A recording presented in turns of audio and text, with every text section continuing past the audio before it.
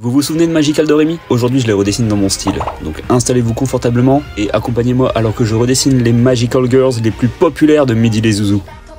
C'est drôle quand même, parce qu'à l'époque, regarder des séries du genre quand t'étais un garçon, c'était mal vu. Certes, de nos jours c'est devenu courant d'aimer des séries entre guillemets girly, mais à l'époque où j'étais en primaire, dans les années 2000, c'était moins le cas. Genre à cette époque, avoir un Tamagotchi en étant un garçon, c'était mal vu, pour le dire de la meilleure manière possible. C'est pour ça que j'en ai jamais eu. Même si je crois me rappeler que secrètement j'en ai toujours voulu un. Et Magical Doremi c'est pareil. Je regardais mais j'ai jamais entendu un seul garçon en parler dans la cour de récré. Et pourtant quelle dinguerie cette série. Je me rappelle manger chez ma grand-mère le midi et regarder les dessins animés sur France 5 dans Midi les Zouzous. C'était le meilleur moment de la journée. Il y avait tellement de dessins animés à cette tranche horaire que pour un enfant t'étais obligé de regarder Magical Doremi. Sinon t'allais regarder quoi? Les infos? Parce que ouais, en 2005, c'était ultra commun, surtout pour les mamies, d'avoir que 6 chaînes à la télé. 5 en retirant Canal+. Mais Doremi, c'était le genre de dessin animé que t'avais pas forcément honte de regarder en tant que garçon parce qu'il y avait tellement cette excuse de « je regarde parce que ça passe à la télé » avant de retourner à l'école. Puis il faut reconnaître que c'était cool, hein. Même si je me rappelle quasiment de rien. J'ai de très bons souvenirs de cette série. Je pense que c'est le genre d'animé comparable à Sailor Moon, et pas seulement parce que ça propos de Magical Girls, mais aussi pour le fait que les garçons regardaient cette série en secret. Pour les filles, cette série pour les filles, oh là là, ça veut dire que t'es une fille aussi. Ferme-la mec, les filles c'est trop cool.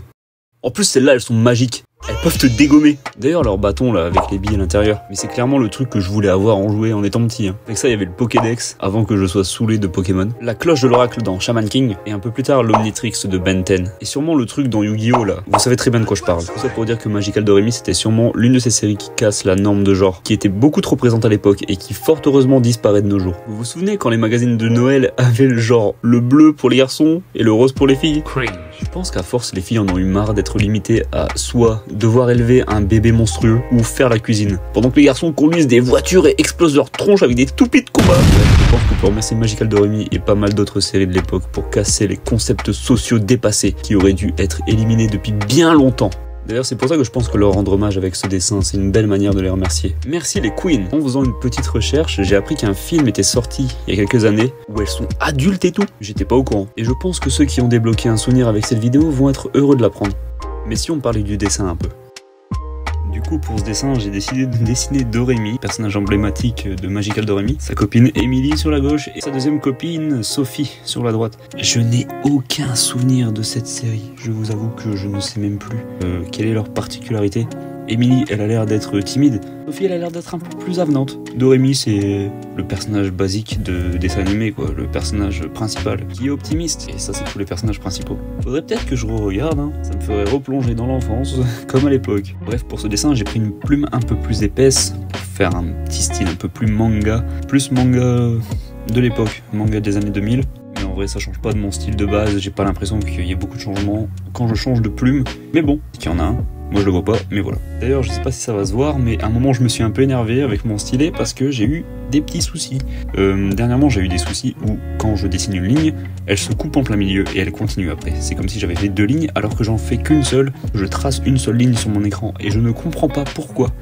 S'il y a des copains artistes qui peuvent m'indiquer pourquoi ça coupe ma ligne, est-ce que c'est mon stylet, est-ce que c'est ma tablette, est-ce que je dois la changer, je ne sais pas. J'avais pensé à la changer, mais là je pense que je vais devoir le faire parce que ça m'énerve. Même en allant dans les paramètres et en changeant la pression du stylet, j'arrive pas à retrouver ce trait de base. Et ça me le fait que des fois, que parfois, ça me le fait pas tout le temps. Est-ce que c'est parce que j'étais en train de record en même temps? Je ne sais pas. Si vous avez déjà eu ce souci, dites-moi comment le régler s'il vous plaît, je vous implore.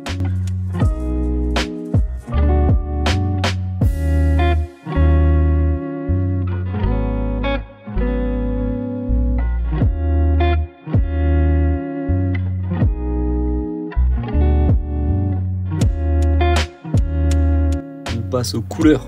Alors les couleurs, j'ai juste repris les couleurs de ma photo de référence qui était un peu pixelisée, donc j'ai pas eu forcément les couleurs accurate, mais ça va, ça passe. Je pense que les couleurs sont quand même pas mal, on les reconnaît bien.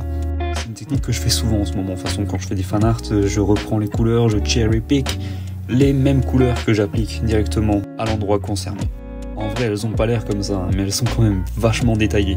Surtout la baguette de Doremi là. D'ailleurs, cette baguette magique, même en la redessinant, je me suis dit, mais c'est dingue à quel point ils arrivent à faire donner envie aux enfants de dépenser leurs sous pour avoir des objets comme ça en plastique. C'est incroyable comment ils savent y faire, hein.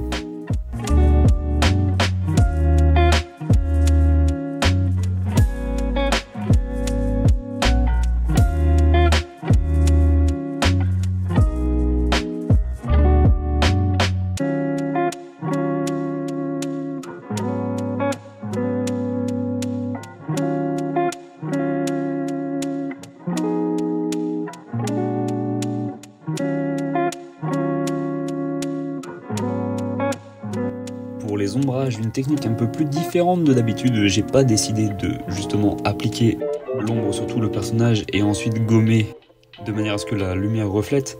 Mais là j'ai plus choisi les ombres et en vrai je pense que c'était la bonne technique à appliquer pour ce dessin.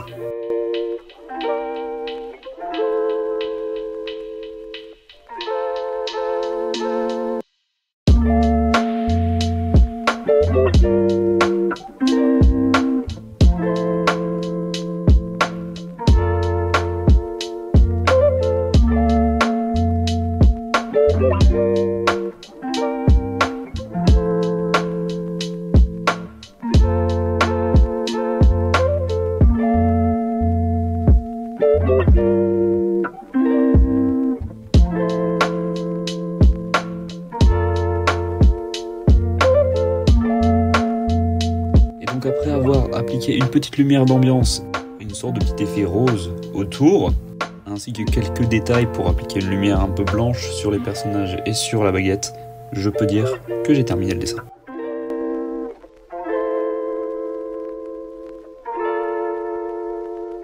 Alors vous en avez pensé quoi ? Je m'attendais pas à parler autant de l'impact qu'avait eu Magical Doremi sur ma génération, mais je pense que c'était nécessaire. Honnêtement, je sais pas si cette série a eu le même impact qu'elle a eu sur tout le monde qu'elle a eu sur moi. Je vois encore trop de monde qui savent pas aligner 2 neurones quand il s'agit de sujets d'égalité de ce genre. Mais bon, je clame pas être un génie, hein. Loin de là, je suis même un abruti. Mais le respect, c'est pas une question d'intelligence. Mais bref, je vais être honnête, ce dessin n'était pas de tout repos. Ça m'a pris 3 heures au total, mais j'ai cru que c'était bien plus. J'ai même dû faire une pause entre deux. J'ai laissé pas mal de petites erreurs, mais je pense que ça rend bien quand même. Pas mon meilleur, mais c'est pas ça qui importe. Ce qui importe quand tu es artiste, c'est le challenge, les erreurs, la frustration, la difficulté qui précède la satisfaction d'avoir fini une pièce. C'est comme pour prouver à cette petite voix chiante qui te fait douter de tout que tu es légitime dans ce que tu fais. Donc si tu es un artiste et que tu galères, continue, relève-toi et avance. Tu verras que le chemin en vaudra la peine, qu'avant même que tu t'en rendes compte, tu te surprendras avec ce que tu peux produire. Tu verras que même si tu laisses des erreurs dans tes œuvres, au final c'est pas si grave, parce que c'est de l'art. Et l'art n'est pas censé être parfait. L'art est censé te faire ressentir quelque chose. Ça sert à produire des émotions, ça sert à t'exprimer. Alors montre au monde ce que tu sais faire. Et surtout montre-toi à toi-même que tu peux y arriver. Ne laisse personne te faire douter de ta légitimité en tant qu'artiste. Surtout pas cette petite voix dans ta tête qui te rabaisse sans cesse. Prouve-lui qu'elle a tort. Tout ça pour dire que même si toi tu n'y crois pas, moi je crois en toi. Bref, il est temps pour moi de rendre l'antenne. Merci de liker et de vous abonner. Je suis heureux que vous ayez choisi cette vidéo plutôt que toutes les autres vidéos disponibles sur cette plateforme. Mettez votre personnage préféré de Doremi dans les commentaires. C'était Mox, merci de votre attention.